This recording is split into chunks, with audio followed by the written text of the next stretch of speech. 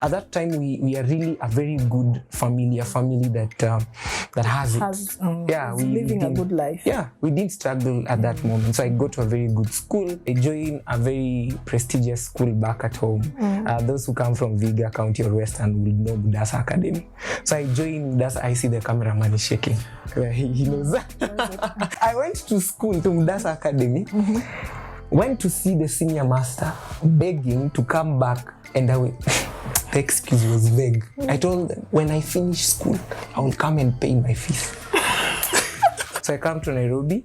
I'm shocked on the first day I get, because I now come to Mbotela Estate. My uncle is living in this wooden house that is built juu ya Karabat. Imagine after chini.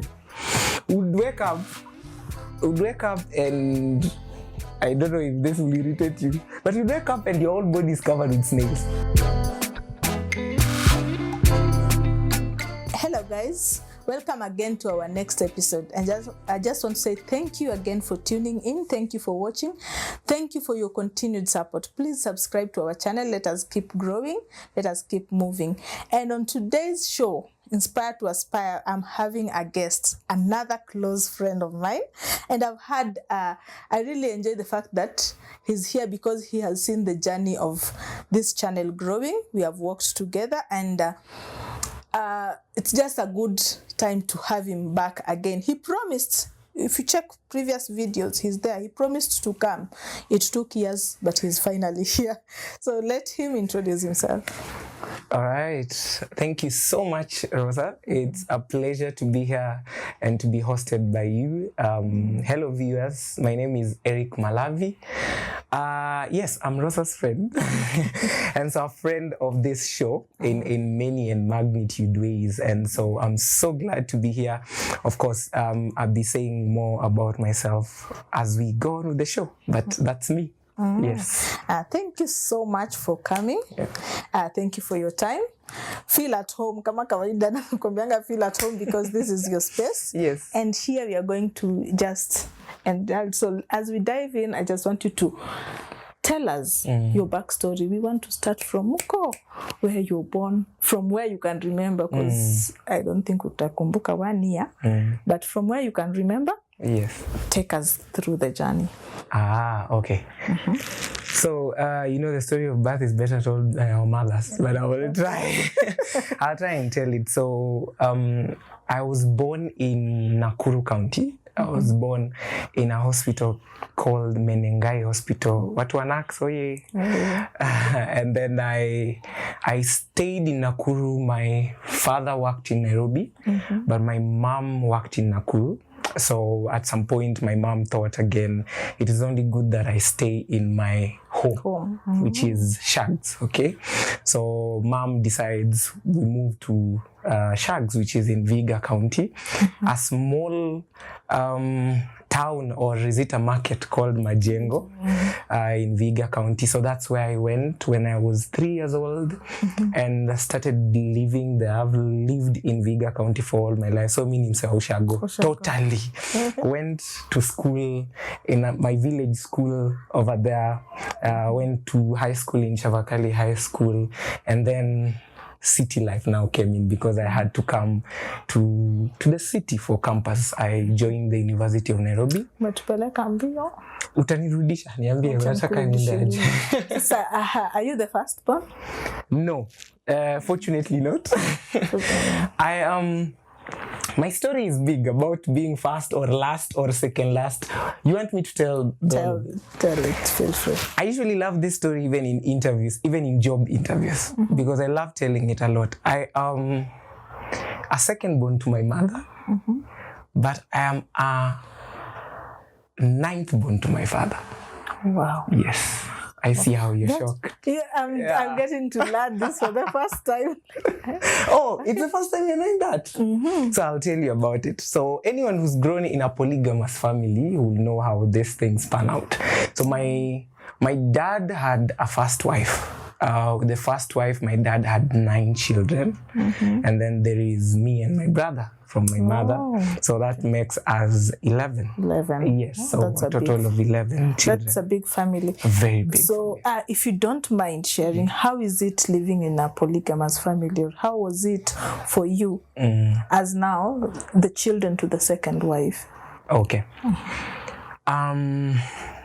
Long story, so I'll say it this way.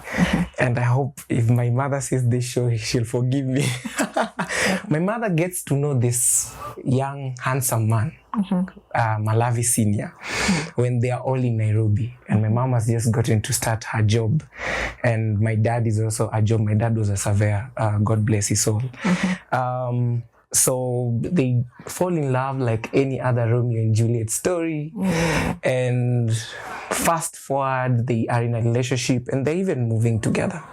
All this while, my mom doesn't know that my dad has a first wife. To shock you, even at the point where my mom visits my dad's home for the first time, this is the first time I'm sharing this story. It's an exclusive on this show. It is an exclusive because I'm getting to ask. Yeah. So when my mom visits even my dad's home for the first time, my mom stays there for even close to a week, leaves back to the city and doesn't know that there is a first wife in that home.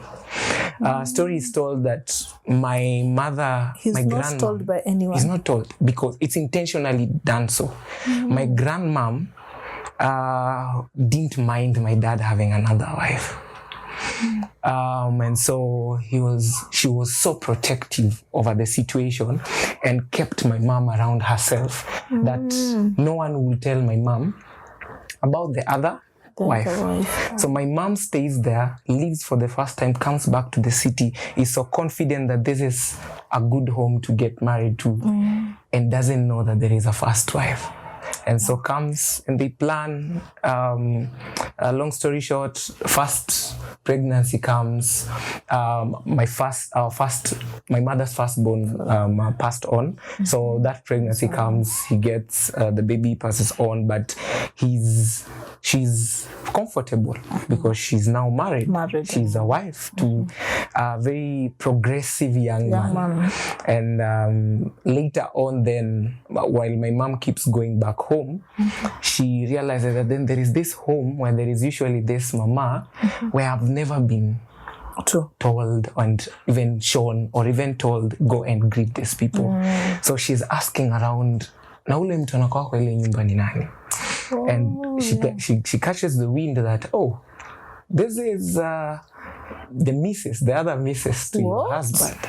And so, as you know how ladies yawn, so you know how they are. She catches fire, and it's tough. It's bad. She leaves the home. It's shock. She leaves home and she goes back to their home. Where my mom comes from is not so far away from where our home is. My dad didn't marry so far from home. So she goes and stays for a while at her mother's home. But you know these days, her mother is like, you've been married to my brother now, who I follow, was already in the picture. I wasn't born yet. Uko na mtoto, rudi tu sasa ndio hii ishafanyika. And my mom goes back, decides to live with the situation, but insists then that he wants to be built his own home away from this maternal home. And that is how then we find ourselves living a few kilometers away from my maternal home. Not so far, but then in a different village that was bought later on by my dad. Wow. And let me now ask on this. The first wife, did she know all this while that her second wife is brought? That is before your mother finds out. And I don't know if you even know the story, that part, but if you do, did she know? And then now that she found out, were you received? Was she received well? My mom, my stepmom now, the first wife to my dad, knew all from the start. In fact, when my mom gets to that home, my stepmom knows that this is the second wife of my husband. So for her, she was totally in the picture. But I think I may not speak from a lady's perspective, but I think there's a point you get where you are okay with things. You're just comfortable. You're like, okay. By that time, my stepmom has, is it 5 or 6 children? I need to confirm, but probably 5 or 6 children. So she's already so much settled into it. She's settled. That's home for her. And everything, that's all she knows. She was married at a very young age. The first wife to my dad was married at, I think, 19 or so. She was married at a very young age. Girl. Yes, she only knows my father. And that's all that matters to her. So I would understand why she would know that there was a second woman, but still be okay with living with it. So she knew. We accepted. Of course, that story is not told much, but later on, I would just say later on, when I'm now grown enough, I'm young, going to school, I realized then that I was lucky enough to have a stepmother who wasn't as I hear people describe stepmothers. She took, there's a time my mom had to come back to Nairobi because, you know, government jobs unaweza tupwa mahali popote. My mom had to come back to Nairobi to work for a whole 1.5 years. I was in lower primary school and we lived with my stepmom during that point. I have no visual memory of being mishandled or anything. So I thank God for that. She was a good woman. She was ready to settle. So fast forward you. But it's still, I'm still up. I wish I asked behind. No, feel free. We can start from anywhere. So fast forward, your mom. You've said that God bless his soul, meaning your dad passed on, and you at the point where you're now getting to high school. Get to high school. From this moment to this other part, where does dad? Where is dad during that time? So probably then I get to a point of starting primary school. So I join a very good school, but I joined a very prestigious school back at home. Those who come from Viga County or Western will know Mudasa Academy. So I joined Mudasa. I see the cameraman is shaking. He knows that. That is the creme de la creme of schools back at home. So I joined Mudasa. Very good school, because at that time my dad has a very good job. My dad, at that point, my dad was working for the government. Surveyor. Yes, in fact, by the time I'm starting school, my dad has come back to Vihiga. Now, then it was a district. He has come back to Vihiga district, and he's working as the secretary of works of the whole district. This was like right now, you'd say the county secretary of works. Like think of Nairobi County and the CS of works. Think of the CS in charge of boroughs or works. That was my dad in the municipality in Viga at that moment. So at that time, we are really a very good family, a family that has it. We living a good life. Yeah, we didn't struggle at that moment. So I go to a very good school. I attend school, and then at some point when I'm in, I think, class 4, my dad one night comes, sits us down. We were all called at my stepmom's place, sits us down and tells us, kesho naenda Nairobi. And we were laughing at this of our Christmas holidays with my brothers and sisters, that he never told us he's changing job or he's going to a new job. He just told us naenda Nairobi. Sitakuwa lakini tarudi. Kumbe, my dad was leaving the work he was doing at the municipality, politics of the workplace and what have you. So he just decided to leave. It wasn't like a promotion or a transfer. It wasn't even a promotion or transfer. It was him leaving public service and going to private service. Came to Nairobi, started a job with a company, an agency that does he had done a little of land survey, building and construction engineering and structural engineering, so he would fit anywhere. So he found himself in a company that dealt with civil works, building of roads and what have you. So then we remain at home. Over that time, I think things were not going as he expected when he came to Nairobi. No private sector at that moment. He made a big risk, because back then, up to now, people still talk about job security. But now you can imagine back then when jobs were the main thing, and the main thing. And then he takes such a big turn. Yeah. That was a bold move. It was a big one. And probably we'll touch about this when we come to the career conversation. But you see, when they tell you the things your parents did come to sort of affect you. My dad left public service to go into a space of unknown. It happened to me. I left, and later on my mom tells me, unajua kitu babako alifanya ndo kitu unafanya saizi. You followed the path. Exactly. But going back to my dad, my dad leaves, goes, and then we start living. But 2 years down the lane, my dad, I think the job space wasn't as good. Private sector wasn't as robust as it is right now. So we are struggling. My mom, because of one reason or another, my mom wasn't on so much a good salary. It's a story she never tells a lot, but she would share with us her pay slips. I remember one day when I was in class 7, this is later on, my mom sharing a pay slip with my brother, because my brother was really stubborn at that point. And we could see negative. I remember I could see negative 12,000. 12,000 was a lot. So seeing negative 12,000 on a pay slip, that means this person will be deducted another 12,000 in the next pay slip, plus deductions of that month. So it means my mother wasn't really on a very good pay slip. So my dad is struggling, and then now I had to fall out of Mudasa Academy, which was really a prestigious school, and I had now to go to a village school that was near home. A public school. Just to make sure that, again, my mom can be able to afford paying for my brother who was in high school and paying for me. And at that point, my stepmom, somewhere around that time, my stepmom passed on. So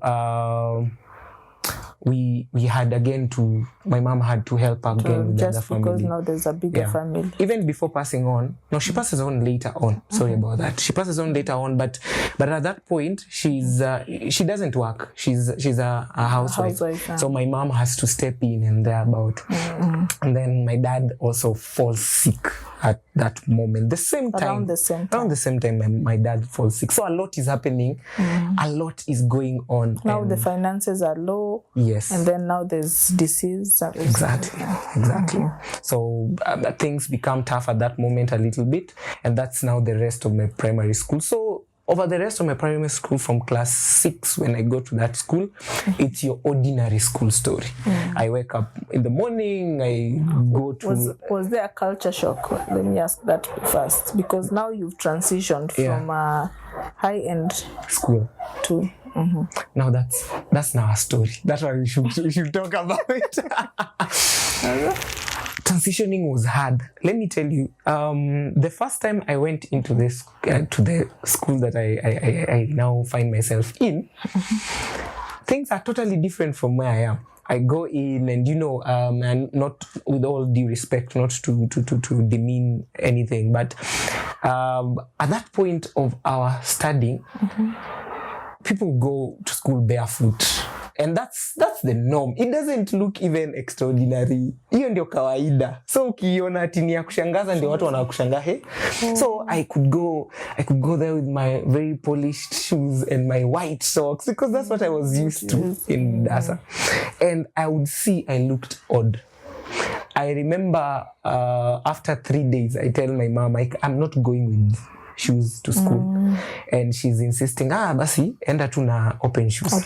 So I go with open shoes. But still, it's still off. I'm not fitting in. It's still off.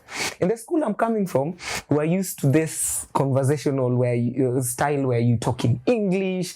The special days were even Swahili days. Swahili. But in other days, I think the opposite is true. That the special days are even the days where you now speak English. I get in, and me asking things in English and everything seems funny. The other thing is, I was used to the attention of a teacher versus student attention. I didn't get it there. I got into class that had 81 students. I'm coming from a stream that just has 30 students. Well, the 81 is the whole class. You are divided into you guys streams. are full. Sasa hapa, the class you're in is 81. I come with my desk. You usually would go with a desk in primary school. I come with my desk, but I have to share it with 3 other people. People go with their desks. Yes. See people, naweza uliza crew. See, watu wanaendanga na desk. Watu wanaenda na desk. Kwani Huyu mtu wa get kali huyu. Hapana, but I don't remember going with a desk. Mtu wenda na desk. Kuna vitu important mtu wenda nazo shule. Desk, alafu kwa ulisoma kwa hizo shule, bado nyi ubeba maharagwe na mahindi na kuni. Kuni tulibeba. Hizo mlibeba. Kuni tulibeba. Na nini, dangi ya kupoma. Na maji ya sisi, okay, I think our problems were different because sisi tulibeba maji ya kuosha choo na classrooms na mlikuwa mnaosha classroom. Na it's not my story. Nilikuwa nataka kusema pegs, tulibeba pegs, but it's not my story, so I don't want to. Mlibeba? No, I feel like I should interview. Pegs at hizi za kuhang. Now the reason nasema it's not my story, tuliitishwa watu wanatumwa venye wanatumwa. Tukaambiwa mkuje na pegs, mkuje na maji tomorrow. Okay. So and we knew because we were coming from Kibera, we were coming from Nairobi, and we knew how tight my mother was with pegs. We had to steal her pegs and hide tuende na shule. Only kufika and understand that it's not actually pegs ya kuhang. Ni zile za kulima, it's mti na inashapeniwa huku zinaitwa pegs. I didn't know. Now you know. So that is how I learned. That was the only culture, I think the biggest one. So what happens in these schools, those days, you'd go with a desk, and then after a desk, most classes would be simiti yao ni kauda. So you'd go with kaudang at some point in the month. Ka class yetu ilikuwa inapomwa mara 2 kwa month. So wasichana wangekuja na kauda. Si tungebeba maji, hawa wakibeba kauda. Then ungekuja na mahindi na maharagwe. Most of the time si nyinyi mtakula ni walimu. But you still would come with it. So that happens. I have to. That's a culture shock also for me, because you're used to a storied building, classes. You're going on stairs and it's all clean. Yeah, and that was totally a culture shock for me. I remember because I would pass. It's in the next village, so I would pass sort of, this is an ordinary story, many Kenyans have gone through it, but I would pass basically a stream to go to the other side with the fog and the mist and everything in the morning. And I think that is where I learned how to pray most in my life. If someone ever asks me, what is the moment you prayed most? That's the moment I prayed most. Because why? I prayed that God makes me go back to Dash Academy. As a child, you thought of that? That was what I would pray. I would go down there and I'm going downstream and I'm saying, God, I've grown up in a very Christian family. So my mom really took the Christian ethos was things we had from being small. So praying wasn't a big deal even for me so at you 12 years. I did. And all that. I think that's why it was easier for you. I'm trying to imagine myself in such a situation if I would have remembered praying about it. That's why I asked you, and you remembered praying. I'm 11, 12, so it's I'm very conscious. So I could go downstream and I'm praying. Naomba Mungu, mimi nataka kurudi Mudasa. Do you know, I tried to readmit myself in Mudasa. How now? I went, I don't know if my mom tells this. I went to school, to Mudasa Academy, went to see the senior master, begging to come back, and the excuse was vague. I told them, when I finish school, I will come and pay my fees. As if they'll be there waiting. Wild dreams. I will die. That was stupid. Exactly. That's help. So, that was me. How much I needed to go back to the other school.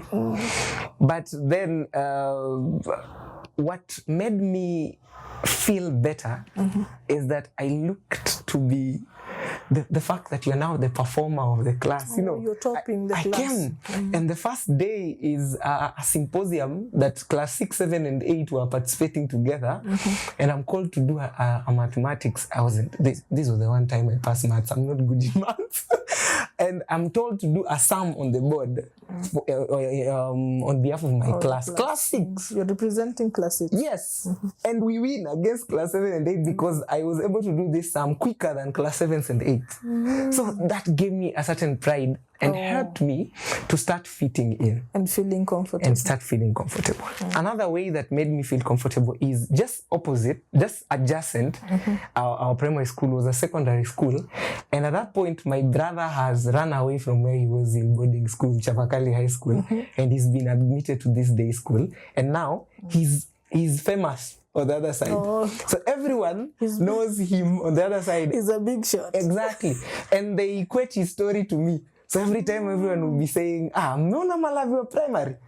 Brother yake akoko secondary ni big deal, you know. So that made me feel nice, and I was able to now fit in. And then long story short, now that is why I did my class 8, and I passed. I topped in that school. Oh, that's nice. And I was able to go again back where my brother Yani ulikuwa unasomewa huko juzi huko.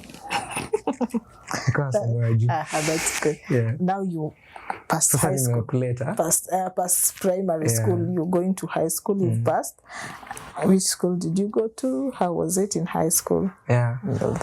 I went to the great Chavakali High School. I said these guys don't want me to say it. I went to Chavakali High School. It's in Viga County.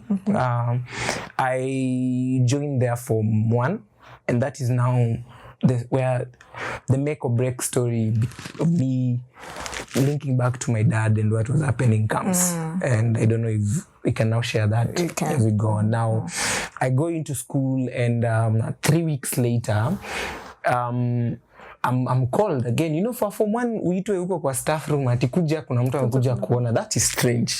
So I'm called again. I think it was a month later. And the person who's come to see me is my cousin and my brother's girlfriend. So they've come to see me. So I'm like, I was tight with them, so I knew probably something. But I am looking at the face of the teacher and what have you, and I'm knowing now there's something. There's something. So I go, and the sad story is broken to me that my dad had passed on 3 weeks to 4 weeks into my schooling in high school. So yeah, we go. The burial happens.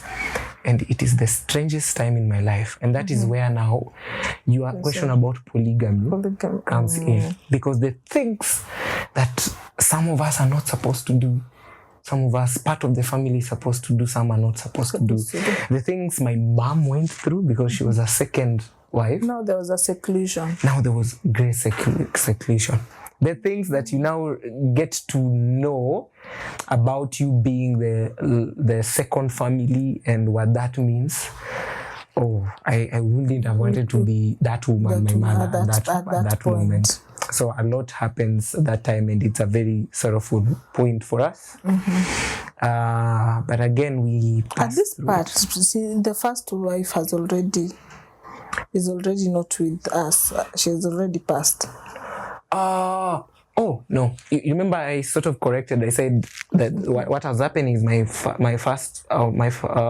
stepmom wasn't just working, but my stepmom, just to be right, passes after my dad, not before my dad. Yeah, so my stepmom is there. In fact, my stepmom, my dad is buried the home of my stepmom. So Luya traditions, the body will come home and it stays in our home for the first night, and then we now took the body to the other home, and that is where it's buried. And that's where we realize there's a lot of shock with all these things. But again, it's life, so we move on. And a week later, I have to go back to school. And so that begins the stressful journey of high school. Because a few months later, I think 3 or so, my stepmom then dies. And then now just within the same period. In fact, I lose my stepmom I lost my stepmom, my mom, my stepmom, my dad, my eldest sister, and the husband to my eldest sister. I lost them within 9 months. Wow. Yes. I'm sorry for that. That was all within 9 months. That was a very hectic time. It was crazy. At that point, it's my eldest sister who had taken up paying most of our school fees. She worked somewhere in, she was also a land surveyor. She worked somewhere in Mumias. So she was paying most of our school fees. And she died. She passed on during the same period. So we lose our main people during Sources that of period. income as well. And so my mom becomes the mother and the father to these 11 children. And the sole provider. And the sole provider. Most of them are in college at that moment, apart from 3 of us who were in high school, and then 2 who are still at that point, the ones who are still in primary school at that moment. Yeah. So 4 years of craziness, but then there were a lot of good things in those 4 years. So maybe those will be things we'll also discuss. Before we got on to, we are definitely getting on the good things.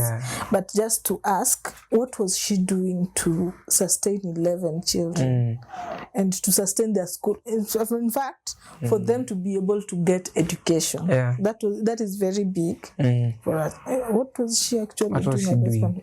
So many things. I think one of the things she was doing, she was praying to a graceful God. She was praying to a graceful God because I think our life has been full of favor. And I'm not saying so because of just the normal things people say. I have seen favor in our lives from my mother's end. And this is what she was doing. She was known, really known around the village and around the place. And most of my siblings will depend on bursaries. You see, the CDF was CDF then. You know, CDF, I'm avoiding to be political right now, but on this show. But CDF is no longer CDF. To be told, CDF really helped people. Just feel free and talk about it because it is our current situation. Yeah, it's our current situation, and you're right. The current CDF bursaries, and I think devolution is good, but that is the small negative side that devolution has brought. It has also involved with corruption.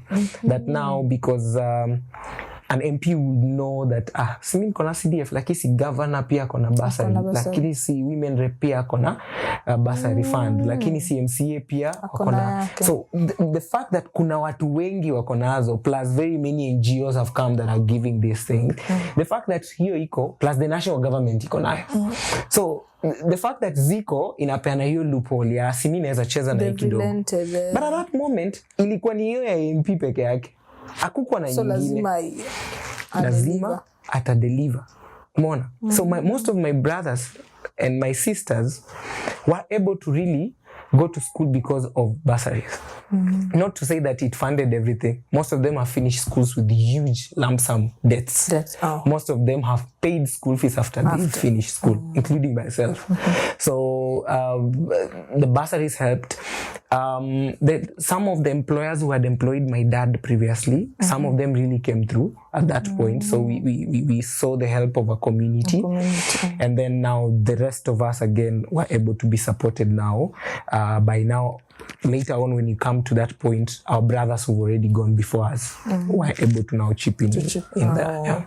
So that makes it at least a bit easier in getting into that. You've gone through Shavakali and you're out. What was the highlight of Shavakali apart from performance?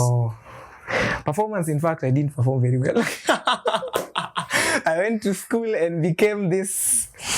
I usually tell people, everyone thought, well, in high school, and then maybe friends will be watching this will agree. Everyone, wasa walikuwa wananiita msewanai. Msewanai was this term for people who come from Nairobi, because you looked like you knew, you had everything together. You knew things. You were well informed. When unaweza kuja na Insider magazine shule. You remember the Insider?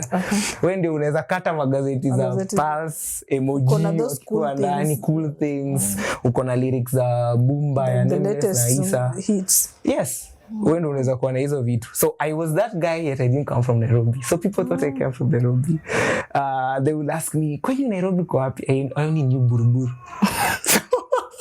I had never come to Buruburu. My aunt was living in Buruburu. So I would say, mimi msa Buru.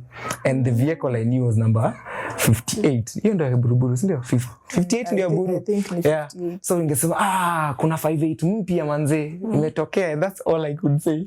Because that I knew Buruburu. But I never come to Nairobi apart from a few times with my dad when he was still alive. So I wasn't really an eye person. But it opened doors in these ways. I joined groups that were predominantly not Msewanai. Me, I was in drama, which was Msewanai. Me, I was in all cheering squads. Like, me, trip would come, I would go. You know, I was on the list whether I'm playing football, I'm playing basketball or not. Me, I was going from Form 1. Me, I went to these things. Oh. You see those things, watu wanasemanga sijui watu walimonoliziwa. Me, I wasn't. Because I think kierere pia ni mzuri. Because me, niliingia hivi tayari nikikuwa, I knew people, nini. So yeah, I get to this hizo clubs zenye basically, I say I find myself now going from Form 1, me I'm attending trips, nini. Remember I told you, I even didn't go through like what is usually the normal monolization, because again, I find myself interacting with people who are in this space where they're influential. So at that point, I would say now a few people knew me in school. Yeah, now people knew me in school. So that would help me go out of very many things or get away with many things. I was in drama, I was in music fest, I was in journalism club. And again, that helped me now know my passion. I know we'll be relating to this and what I now do even right now. So that helped me realize my passion. What made me realize my passion very well was then that being that now my mom can't really afford much, I told my mom, we ngangananga tunakulipa fee, alafu mimi nitaona vile nita survive. So I remember the second year, that is Form 2, first term, my mom gives me this 200 bob shillings. And I decide I go and buy, you remember those writing pads people could write love letters? Yeah. I buy them. It was a 90 page. I remember the beautiful one with flowers. Yes. I bought it a 90 page book, and I remember it was going for 130 shillings, 30 something. So I bought a very beautiful fountain pen. It was around 20 something shillings. They're not very expensive. So I go to school and I start writing for people letters. So if you want a letter, you'd go to Form 2 South, Form 3 South. So writing love letters? Yes. Wow.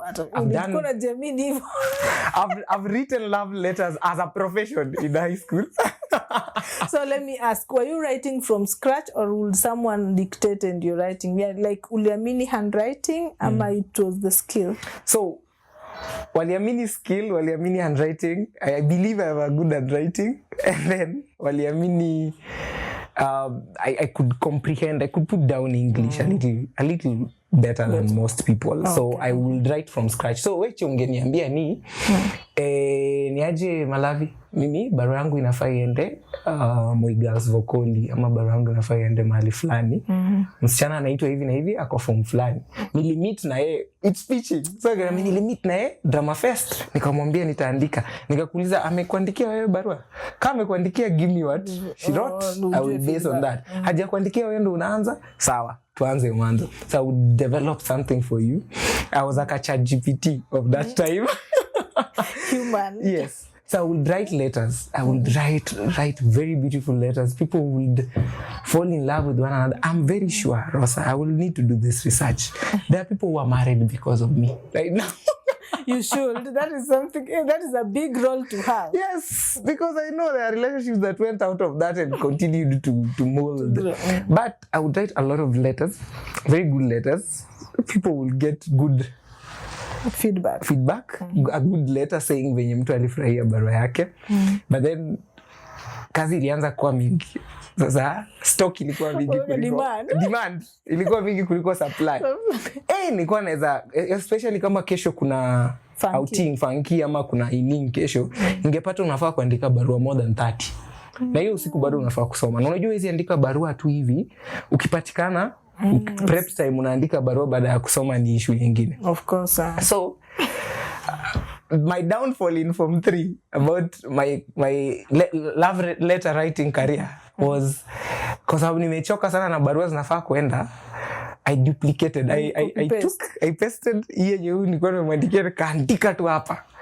Kumbe, you know, kulikuwa na mchezo tukiwa high school that a girl would lie to you their names. So they would call themselves Kasindi baby. And they tell another person Lavender baby or something. So it's one girl. It's the same person. In that school, ukienda shule kwao useme Kasindi baby utapeletewa. They know each other.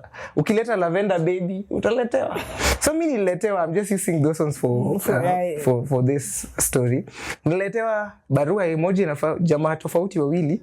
Moja inafaa iende Kasindi baby, ingine Lavender baby.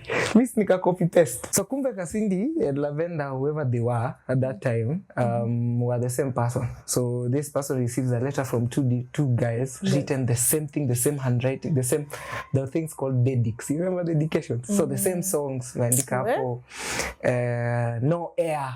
Waandika no one like you. All those. So they send a booting. She sends a booting to both of them. Kwendeni amjui kuandika barua mlikopi didireja. And these guys are Form 4s. And me, I'm in Form 3 at that time. Where? See, I was beaten. I was beaten hell out of me. But they needed to read the letters before the meeting. Now they don't know each other. They don't know each other. See me, Rosa has brought me. Client A, client B. Client B. Kumbe client A, client B is sourcing from market A. All of them. Yeah. So wakaletewa booting na wakanikujia wote pamoja. Wakanichapa ile serious. So I took a break in writing letters. But that was the fun part about high school. Of course, I came back to writing. While writing to these people, pia wewe kuna mwenye ulikuwa unaandikia? Niliandikia kadhaa. Tuseme tu niliandikia kadhaa. Kazi yangu ni strictly kuwa creative for others. Niliandikia kadhaa lakini si wengi sana kama Indian. Unajua ukulangi stock. So niliandikia kadhaa, but not as many as probably you would think. Yeah, so that was it. That's my highlight. Sawa. So you didn't perform well as you said in high school? As you expected. Are you open to say? Yes. What did you get? People thought I was an A student. I also thought I was an A student. I know I'm not an A student. I'm probably a B student, an average student. But I got a C+. Which was way below what people expected and what I also expected. But I think it was a good grade. It was a grade that it's not made me a below average grade. Yeah. So it is a good performance. Yeah. And now you're getting into campus or college? Campus. Yeah. Aya tupeleke. So leo ni unatupeleka tu. Nakumentionia unatupeleka because I know you know how to sit on the other side. Yeah, I think the audience should know I'm used on the other side and not this side. So it's strange for me. But I get to campus. You remember during our time you'd wait for that gap year, the 1.5 year. During that 1 year, again, there's a story there. I stay at home, and then I realize at home me and probably my life at home wasn't as good, and things at home, again, the demands and money is not there and what have you. I decided I want to now go and live in Nairobi, the Nairobi that I always told people in high school I live. And so my picture of Nairobi is that I'm going to live in a very posh place. So my uncle tells me, una insist sana unataka kuja Nairobi? Sawa, kuja tu. So I come to Nairobi.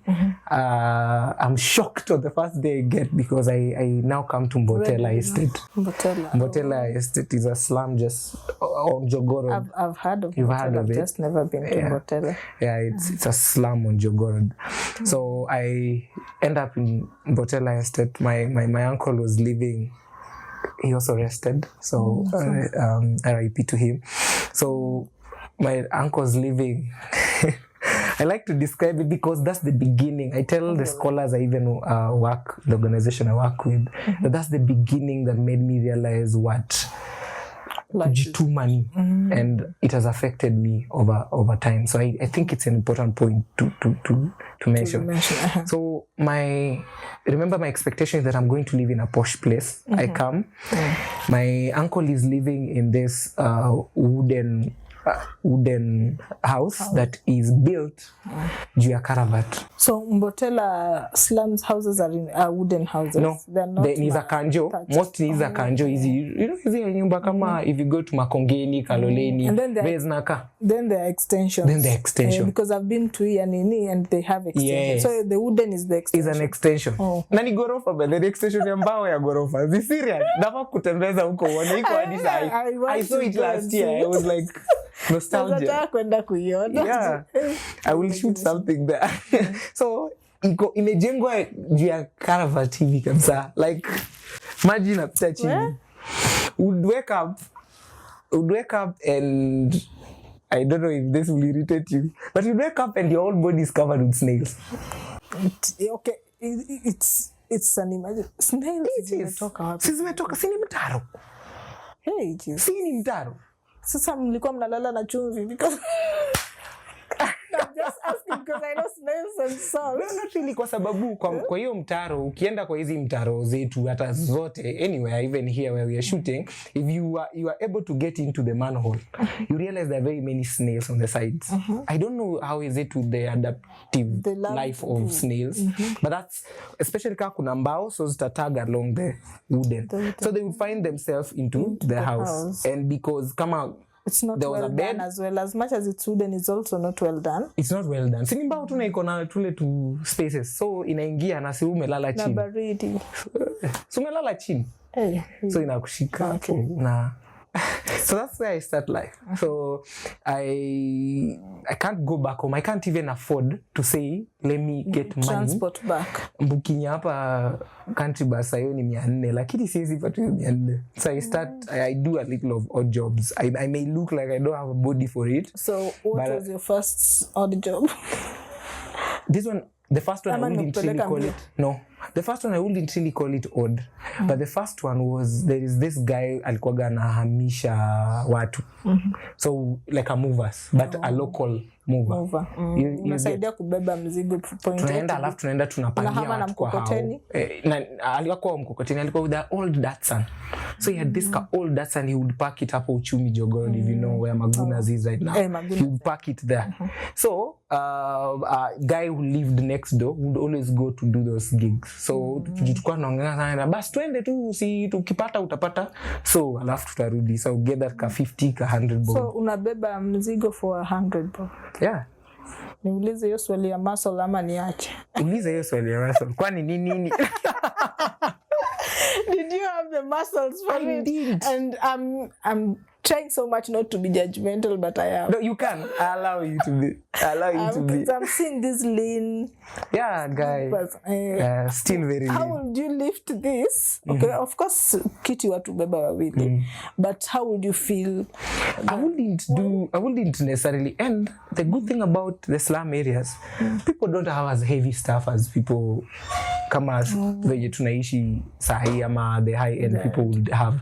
Most people hata kiti yao is not, it's the skeleton chair. It's something you can the frame, the wooden frame. Yeah. This guy's market was basically Mbotela, that area, it's called Kaloleni, that area.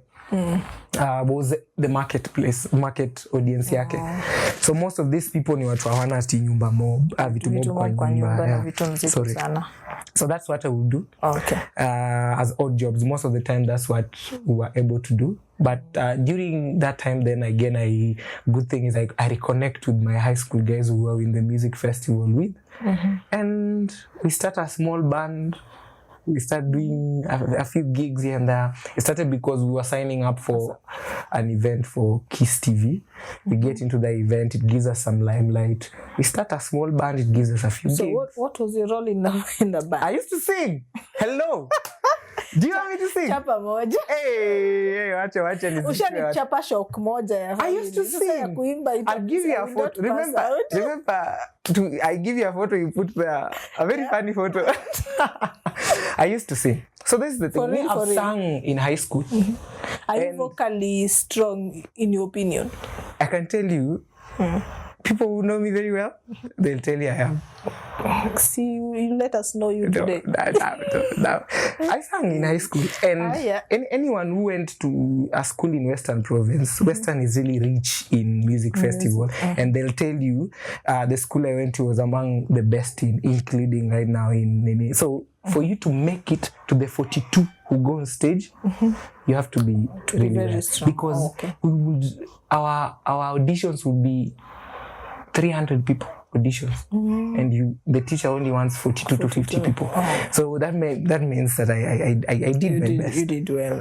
There are YouTube links of me singing. You can't just now that I know. If you type my name, you won't find them. Now that I know you've ever Tanza na Chavakali, if I have to. Niambie tu nikutumia, hakuna haja ujistress. So I now, like a year later now, I start doing those gigs, and then things are shining up a little bit. I save a little for me to start to get a small house. So these gigs, how much approximately are you getting per gig? Per gig. Myself, now as an individual, yes, after the group has been... After a gig, I would go home with something like probably... It was money that was getting good. So it means you talk about 100. 1,500 bob. That is big money. Sana. 1,500 ni bob. Sana per gig. That is big money. Because the guy who owned the guy who had now brought us together. Which year was it? Around which year, if you can? Ama time frame. Watu watajua mimi ni mzee sana. Sawa. Ni kitambo. This 2013 or before. Ni kitambo. Seme tu hivyo. Okay. Yeah. So nachapa hizo gigs 1,500, 2K, because a gig will give a group, let's say something like 30K. Alafu kuna ile inabaki ya basi ikuwa mbaya sana. Ikuwa mbaya.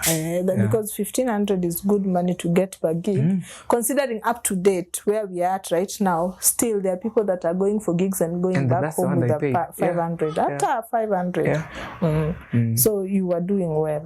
So I did well. So that's what I did for a while. Saved up some money. And then now September of the year I was supposed to join campus camp. I went back home. Nikakaa kujitayarisha ni nini kurudi home. Of course nilienda home sasa kuna kitu nilienda na mtumba. Nikauza pia nyumbani pale nikatengeneza jina. College hapo nyumbani wasichana walikuwa washanitambua. Niliuza. Na nilikuwa napenda sensitive clothing. When I say sensitive clothing, nigeuza vitu zenye mademu watataka kubuy. And now I was able to sell those, and it gave me some money. So by the time I was coming in campus, upkeep money nilikuwa mimi mwenyewe nimejitafutia. And so help plus all the other whatever now would sort. You would sort the campus fee. Okay. So campus you're in, it's smooth all through. At least you were managing. Should you say it at pay? I will say it was smooth because I get into campus and now I have to stop some of the gigs. I have to lesson on the gigs. Oh yeah, of course. Because you can't go anywhere you weekdays. You have to balance. Yeah. And because we had classes up to Saturday at UN. We had classes up to Saturday morning. Class would end probably at 11. So hata kama ulikuwa umebook gig. And in fact, class za Saturday ingekuwa the same unit. So ukimiss Saturdays, miss the one unit na uta graduate. So you had to go to class at least 70% of those Saturdays. So we listened on gigs. So my first year and second year were crazy in campus. Were totally crazy. I've slept out going to school. I've slept hungry going to school. I've lacked school fees and not done exams. I've postponed. I've taken. Tunaitangaje hiyo semester kwenda next deferred. I've deferred. I've done all those things. Yeah. Oh, but you pushed and what did you study? So I studied journalism and media studies. All of us, yeah. So I studied journalism and media studies. I loved public relations more, but also minored in broadcast journalism. So that's what I did. Yeah. That's what I did. Yeah. Okay, now we are here. I'm meeting you in Nairobi. I'm meeting you and you're already good with public speak, PR. Yeah. And then also you're strong on communication here and there. So how did you get into, I met you in GCI. How did you get into GCI and get this strong and chose now to live your career path? When I was meeting you, you are not working, you are doing, were you working? I was working. You were? Yeah, I was working. Okay. I think I didn't. Oh, yeah, that's I just knew the media part of you, and then I didn't dive in kabisa. So up to there to julishe tu hapa. Nini na cook hapa. So what's cooking here is, and this would be a good point for anyone who's watching and they're just starting off their career, is the aspect ya hiyo tu tunasema kujituma. Sometimes inakaa tu ni word ya kurusha hapa na pale, but it's an important one. And I will link it to how now I get to GCI and what have you. So I'm in third year. Third year, we are trying to make ends meet. Remember the People Daily, People Daily, the magazine has just started. Tunatembeza gazeti kwa watu wa magari. In fact, me and my friend tulikuwa tumeamua sasa sisi tuende watu wa magari. Si tuende industrial area, tupeanange kwa ofisi. At least hapo tunaweza chukua contact. That was thoughtful. Tupeleke MediaMax. See, MediaMax owned it. I think they still own it. Tupeleke MediaMax, wataona sisi tunafanya job. So as we used to do that, and as they used to give us extra pay, because as we bring leads. Yani kujituma. Yani thinking of that, it's extra. Watu wa kawaida wangeenda tu wapeane gazeti. Si umeambiwa uende kwa nini? Sorry to my first employer kwa media, but let me just say nilikuwa napewa flyers to go distribute. God, watu wanisamee na I will distribute these flyers kidogo and then I go home with most. Because I don't know, for me I used to see it as too much work. And that thing affected me to date because when I'm doing business, when I wanted to market my studio with flyers, I was remembering the Rosa that had someone's flyers, and it was also a studio. Na sikuwa na distribute, nilikuwa naenda nazo home. So because if I do this, see, they are going to go home with it because that is what I know, that is what I used to do. So and I was very sorry about it, but again, it's something you can't go telling people. So cautious and fear and these things that you do, let me just say, it comes back to you in some way. Totally so for me, I didn't even print out the flyers for fear because I knew what to expect was that. So that's what happens. People will do that. What is of gazeti za People Daily? We had friends where tungefana na angechukua tunaenda kwa hao na kesho akuja apeane report. But sasa sisi tulisema value proposition, what am I giving this? Not my employer really. Yako amekuwa employer, unaenda tu magazeti na unapeana. But we would go to industrial area, get leads, take them to MediaMax. They would follow up for adverts and whatever. And some would even come through. I remember one guy telling us in a lift pale, hey, ule contact nitupea sijui wapi tumepewa advert. So that would make me happy. You feel like you've done something. Yes. But that was my engagement. On the weekends now when I'm not in school in Sadia, then I realize, hey, now what? Immediately after class, what should I do?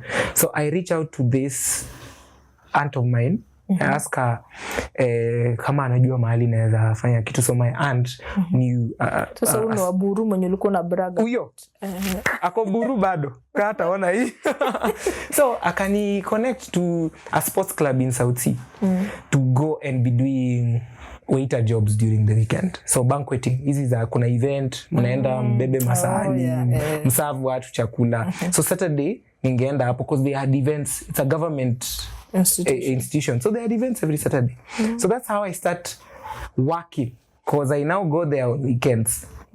Saturday, then Sunday ungepata kona gig bado nienda. Bado naenda. So I talk to the supervisor there, namwambia siku yote ni hata weekday mko na hii kitu, nipigie tu ujue kama nitakuwa ama sitakuwa. So anytime angeniambia na nione hii ni class naweza miss ama nione hii niko available, I would go and do it.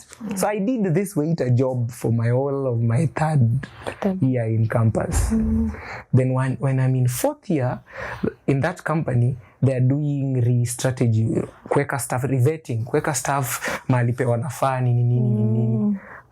Mimi nimeenda tu pale kuchukua mshahara yangu, nilikuwa hapo weekend, so nimeenda kuchukua mshahara yangu na realize wanafanya sijui interview nile revetting ndio kuweke mahali penye unafaa. So kama tuseme ulikuwa unapata watu wengi, mtu ni accounts lakini ako kwa reception ama ni, so they just want to place you well. Me I enter into the interview room and I'm not supposed to be interviewed, and I'm asked which position I'm interviewing for, and me say PR. And there's no PR department. There's no marketing department. It's a government agency, it doesn't market. It's no, there's no communication. They don't even of course they did work on intellectuals, but they didn't get what this young third year is telling them. It's like right now, talking about social media, it's still very difficult to convince. So telling someone to put a budget in social media, that's exactly how PR was. So I'm telling these people, me I'm coming in PR communications, wanashanga. Kwanza the manager laughed when I got in kwa sababu alikuwa like hakuna hiyo opening. Alijua I had already, people knew me around that organization. Alijua who's his staff, lakini amekuja kufanya hii interview aje. So alicheka na akawambia huyu ni casual anakujanga hapa kutusaidia kwa campus, but tumsikize. And just to say it, probably for someone who's looking, and they will just be that, but tumsikize for you. And it's a point you never need to give up. It's a point you don't need to.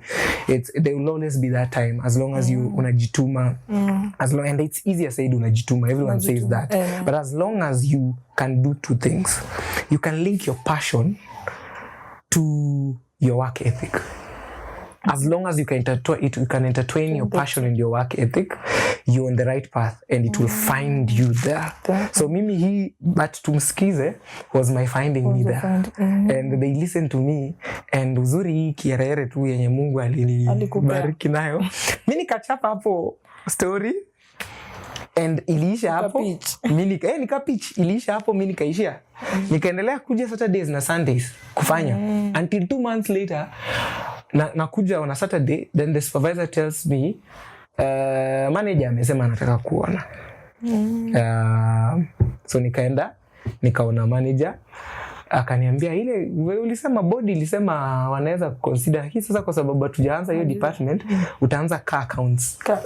You umeingia accounts is big. Yes. So me, I started my formal career in accounts.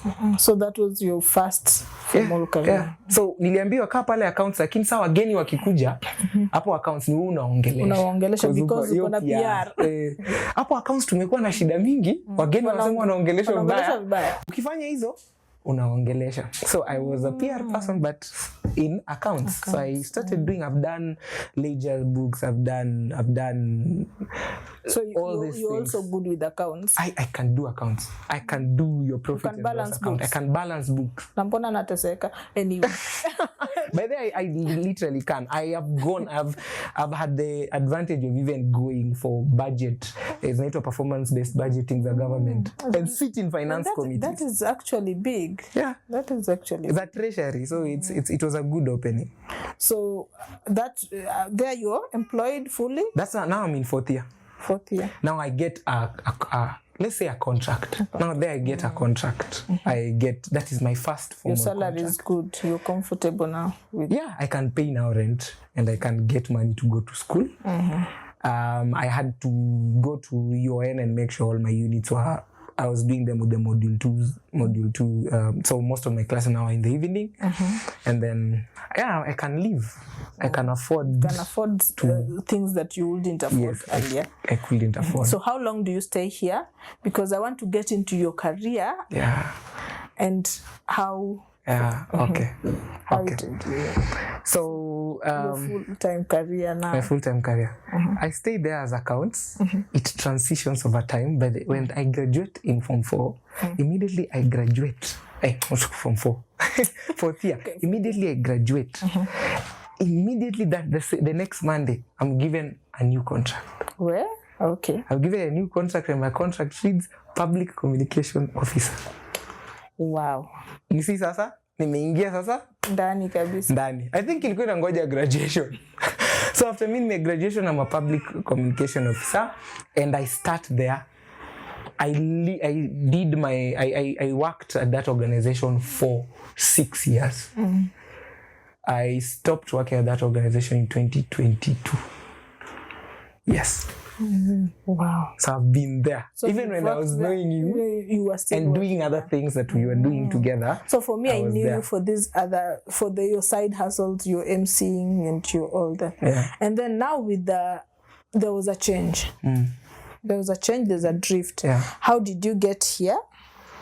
Because now I'm trying to take you a bit faster because of time. Now my director ananiambia. And now amefinya huko. So you're here, but there was a drift. There was a gap somewhere. You see, I thought you were not working, and then now I know you have a job that we've been praying for. Yeah. So hapa. So, okay, What probably happens? You thought I was not working because most of the time we've interacted is, again, very... Okay, not really working, but I thought you were not employed. I thought you were doing... Just freelance. I think, again, it's because most of the time tulikuwa sasa tuko very active on projects with you. You remember over COVID? Yeah. Oh, yeah. Now, over COVID, the other side, the hospitality had closed. Department was closed. Yeah, we closed for a while. Although, Mimi, favor again. I probably we were only 2 who were going to work in that whole organization. All the others, 130 of them were home. Not going. So you could go whenever, not always. So that's why I had that time. But again, this place that I was working is the place that introduced me to events. So I had, of course, that usani kuimba drama ucheshi nini. Lakini sasa sikuwa nimeichukulia in a way that naweza ifanya to monetize it. So when I go to MOW, the sports club, I am able to monetize it because all events that would come, I would be the MC. All events that would come, I would be the event planner. I think at MOW I planned over 200 events. Corporate, weddings, everything. Clients yanakuja anakuachia na nyinyi mnaanza kuplan. Wewe na vendors na kila kitu. Na nikisha plan ni mimi najipea MC. Hapo sasa kwa wedding planning, let me just go again and inform the viewers that he was actually my wedding coordinator. He did everything from scratch, and if you watch, or rather if you get to see our wedding and see the perfection level that was there, you will know his handwork on it. He worked it all through up. So hapo kwa events na kuaminia kabisa. So MOW ndio inani introduce kwa events, and that is why now I start doing it as a side hustle. Okay. And then the other side of the media that we've interacted with is because now that's the side I've studied and had passion in. I just told you I did both PR and broadcast media. So broadcast media is something I am passionate about. So I may not have had chance to practice firsthand broadcast media, but the art of storytelling never left me. And so that's why so that I don't lose it, I have to do it on the side even when I'm doing PR on the corporate end. And that's why I get to know people like you, and I get to know other clients, many who will be watching, who have been able to do things with from a broadcast perspective. And then your level of discipline at work. Yeah. Because I've worked with so many people, but there are very few that I can pinpoint when it comes to discipline. How do you manage to pull that level of discipline? And owning work, because I would basically say you own before you do it. I think that's the secret to a successful project if you're doing it from a project manager perspective. I like to say, when someone asks me, tell me about Eric Malavi, I usually say I'm all about people, places, and brands. And what that means is I don't want to say I own these people, but I want to own a brand if I'm working on a brand. If I'm working on Rosa's brand, I want to own it. I want for me to be able to communicate like Rosa could, or even better, so that I help Rosa communicate. I've realized from a brand management perspective, when you put yourself in the shoes of the client and own that job, then it becomes easy for you to do the job for the client. And that's why I've been able to have that both professional ethic and discipline in terms of realizing that then this client has to get value for what I'm giving. Everyone can do what I do. The difference is how I do it. How you do it. Yeah. And it stands out. So what would you tell, I'm not summarizing yet, but this just for this particular time, those people that take up work, but either do not own it or do not deliver to their full potential, because there's delivering to your potential, but it's low. But then there are those people that are potentially good at their work, but they do not deliver to their full potential. What would you tell someone about that? I would say that's the beginning of your downfall. The secret is, as I've just said, I think I'll repeat it. It's first own the job. And then after owning the job, it is okay to realize the sides that you're not so good and the side that you're good. Earlier on, I would do a lot of everything. That's why you even knew me for this, you knew me for this, and you knew me for this. Probably right now you ask yourself, why doesn't Malavi do this a lot? Like people ask me, why don't you MC? It is because I realize there are things I can do, but not do excellently. But the things I can do excellently. When you are able to diversify yourself that way, then you focus on things you can do excellently. And the others you just can do. You live for people who can do excellently. Or only do when you must do. So it's more of delegating. It is more of delegating. And again, it's more of specialization. It's more of knowing. Someone says, a jack of all trades, a master of none. So it's more of knowing I want to be a master of the trade than a jack of all trades. Watu wengi huku nje wanaweza fanya vitu mob. Unaweza fanya driving, ukuje ufanye photography, ufanye host show, ufanye ukue na biashara kufanya nini. But you know the best that you're at. There's one thing you sit at. So one thing you should define yourself in is the best you're at. So these days when someone asks me who I am, I say I'm a PR and brand management professional. That's what I'm good at. MCing comes second. Event management will come into PR, so I have no problem with that. Any other thing that people may know me for would come secondary. Yeah. Oh, yeah. Okay. That really makes. So now I remember there was a time you told me that you're quitting your job. You quit your job. Yes. I don't remember the time frame because I thought you had quit and then. Yeah. So this quitting of what made you make such a big move, and how was it the time frame between now to where you're at? Okay, I'll try shorten it. Director, I'll try shorten it. So, 2022 March. No, 2022. Yes, March. February. It's 2022. Yes, February. I wake up and I'm not feeling good to go to work.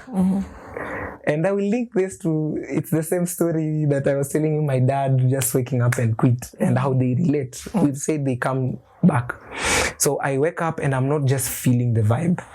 And I just realized then there is this, and all respect to people who work in government, I have nothing against government jobs, but there is this niche that the government job puts you in. For creatives like us, me and you, I tell you, Rosa, you wouldn't. It's not easy. Because you do the same thing on a daily. It's repetitive and you know what you're going to do tomorrow. You know what you're going to do tomorrow. So I wake up and I'm bored. I totally am bored. I remember telling most of my friends, me, I'm quitting. And even my mother, me, I'm quitting. And they're like, are you mad? Do you have a job? No, me, I'm quitting. So I wake up on 28th of February, the last day of the month, and I write my resignation letter in the house. And I go with it. I get to work at 10 a.m. and I give it to my boss. And I tell my boss, Mimi, it's been a pleasure. And my boss is, what are you saying? But that was me. And I didn't have a job. I didn't have a job. I'm not trying to... You didn't even have a plan. I didn't have a plan. Kidogo. You were holding on hope. I was holding on hope, but I was also lying to myself. And I want to say lying because I was lying to myself. And us creatives will always think that way. Atunajua mimi nakuanga mnoma kitu fulani. Mimi siwezi hustle huku nje. Wapi? Uta hustle. So I told myself, no, you'll get into something. You'll do the things you do on the side. So I stop work and I start now sort of doing some consultancies here and there. I do flyers for people. I do banners for people. I do graphic design for people. I write content for websites and social media for people. So I did that. During that time, I didn't get my first gig for that until 3 months later. So for 3 months, I didn't do anything. I totally did nothing, Rosa, for 3 months. You were used to a salary. I was staying in my house for that time. My salary, I paid rent for that 3 months, yes. But then, hii pesa ya kutumia iliisha after 1 month. After 1 month. Unajua venye unakuanga job, truth is most of us don't really save. Tukubaliane tu wa Kenya tuna hiyo culture. Financial literacy. By the if you're doing if you're good with finances, financial advice, anything financial literacy, and you'll want to be part of this show, kindly, because I know that is a big gap for people. And I'm not talking someone that with deep details of financial literacy. Like if you can toa mama mboga from hapa to hapa, that is the kind of person I need on this seat. People that look at those sectors that are ignored. And most, if you are a creative and you're financially literate, kindly reach us. Find me on Rosa Nyarat Network. I'll also attach my number on this show. And please reach us. So on financial literacy, and I think that is one big thing that we have. Huge. Even I still struggle with it to date, and I started business uko. So it's something that I've learned over time that you learn through it. But so many people are making mistakes because they do not know. And I'll tell you, it is from, I'm not a financial expert, but I'll tell you it's from how we grow up. And this we can discuss in a different show. Yes. And I have interviewed someone who's a financial expert, I think Reverend Monyoncho. And I think that link is somewhere on YouTube. And he was saying how the way we grow up affects how we start saving. I will look for that video. Yes. Mama alikuwa na save aje. Mama alikuwa sema, tomorrow will take care of itself. And that's how we bring even into business. A long story we can talk about somewhere else. But I didn't have enough saving. And so I struggled. I cried for very many nights that in the mornings I would meet Rosa and do a job project. Wacha nichome tena. When you're doing these jobs for me, Malavi has done so many pro bonos for me. At this time, you're doing pro bonos na hausemi unateseka. Sikukuwa na kitu. But at that point I know, and this is what I will tell you. Tunamaliza. This is what I will say. Invest in people. Invest in people. I've realized that most of the people who have become a blessing in my life, I'm not saying I'm that blessed, but I am because of God. But I receive favors, Rosa. I receive favors. I receive people who tell me, hey, ni aje, manze nakumbuka ulinifanyia hii. And the reason is, at the time when they cannot afford something, and the only thing I can afford to give them was my time. Service. I've given them my time. I've given my time so many times, and people think that's a wrong thing to do. I argue with career development specialists who say, monetize everything you do. I disagree with them. So career specialists, if you're there, may disagree. Don't monetize everything. Find yourself a niche of a way of segmenting the main thing that take most technical expertise from yourself, monetize that. The other is your investment in people. And that's why even where I work now, we are so much into what are you doing as your community service that complements your professionalism. Community service doesn't have to be going kwa nyumba ya wazee ama children's home. Community service is anything you do that touches a heart. If you're doing anything on your side, it could be something you're skilled in, Rosa, and you decide every month I will do free photography. And you say I'll do free photography for anyone ama church yenye bado ina come up na wana hii kitu na wako na event ama not even church. I'm just saying I'm just saying anything. Anything you say I will just do this, I will go put a smile on a kid by just doing a photo shoot for them, allowing them to take a shower on that day and I do a photo shoot. That's community service. It doesn't have to be monetary. You've just packed something. It doesn't have to be monetary. Something that's So as we finish, would you tell us what you currently do? Okay. Because we didn't start with that. Oh, okay. And how, dive in very fast, how you got into that. Into it. Flash forward, I'm out of work, but then towards the end of 2022, I start applying for jobs. And then I'm very specific at that point. I say I want to apply for jobs in the non-profit space because I want jobs that help me meet the need of people at the heart level, not at the pocket level. I want to meet them not at their accounts, but their hearts. So I want the non-profit space. So I applied for only non-profit space. I selected the companies I wanted to apply for, of course, whatever, looked if they had vacancies and I applied for jobs. One interview comes for an organization that I currently work for. It's called Education for All Children. What are you laughing? That, you know, the director knows what. I've gotten. I had to. Yeah, so I work for education. I get this interview and then after a series of interviews, I get in. So I currently do public relations and communications for Education for All Children. It is an organization that gives scholarships to bright and needy students. And then also now career development and mentorship initiatives for these students who would otherwise have lacked that opportunity to be at the level where they should be. So that's what I'm doing right now. But my role there is I literally I'm employed to tell impact stories about the good things the organization is doing. Not even really the organization. The scholars who didn't get this opportunity, they're from the most vulnerable places. Their stories and how they're impacting the world. And that's why I said something that's dear to my heart. You're telling a story? Yes. You're at peace and that is awesome. Like you're really doing something you're comfortable in and you're doing it. Your prayer has been answered. Let me just say in short, your prayer has been answered. And how does that look for you? Beautiful. I wake up every morning wanting to go to work. that is a good space and a healthy space to be at and where everyone should be at right now. Because of time, with Malavi, we can talk and talk and talk. We'll have part 2. We have to. So guys, we'll have probably 2 and 3 because 2, we might continue with the career part because career is wide and I really want him to indulge in that, knowing how much he has had to struggle to select and settle on a career. Am I? In fact, that's a bigger story. And then now on the financial part kidogo, as we indulge, hapo lazima tu tutasonga, stories ziko mingi. So here I want him just to give us a parting shot and then continue. Malavi, parting shot yako and. All right. Thank you so much, Rosa. This is the point I say thank you, right?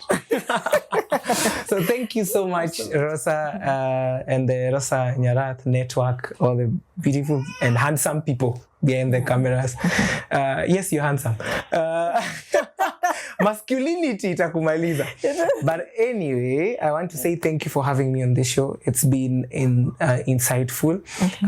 We, of course, to the audience, we've gone so much into the story behind how I got here, but we'll have an opportunity to talk about career.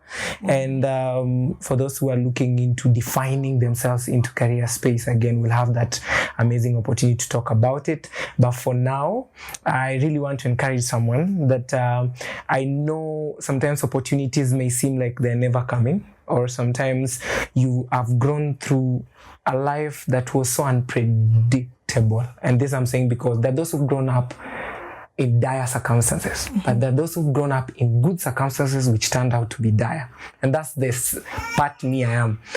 Grew up very well with a family that had it all, came to change middle at the point, and yet I still had to find a way to be here. I'm not where I would want to be. In fact, I'm very far from where I want to be.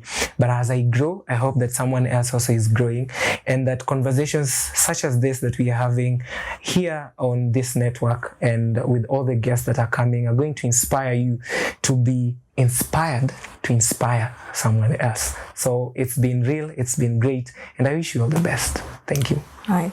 And thank you so much for your time, for coming. Actually, we've really rushed you. I know it was a hassle for you to get here. Fine. And I really appreciate the sacrifice and the honor and everything. It's just humbling to have you here and to have you tell your story, which I'm really loving because I've gotten to know you even more. And I'm now learning a few more things here and there. And I cannot thank you enough. And I'm still looking forward to more of these opportunities as well. So to the crew also, thank you so much for being with us. Thank you for the continued support. Thank you for the good quality, and for you who is watching, a big thank you, because if it's not for you, we wouldn't be here. So thank you for your continued support. Thank you for giving me hope. Anytime you watch, when I see that one view, I know that someone is doing a good thing. So I'm doing a good thing. And when I see that thumbs, when you like a video, you're also supporting this channel by promoting it to others. So kindly watch, like, leave a comment. Let us know what you've gotten from our topic of today or from our guests. Just leave a comment and subscribe. Don't forget, if you've not subscribed, we are just 3 people away from 5K subscribers. So please get us to 5K so that we can start another road to the next number of subscription. Thank you so much. And I was your host, Rosa Nyarath. Adios.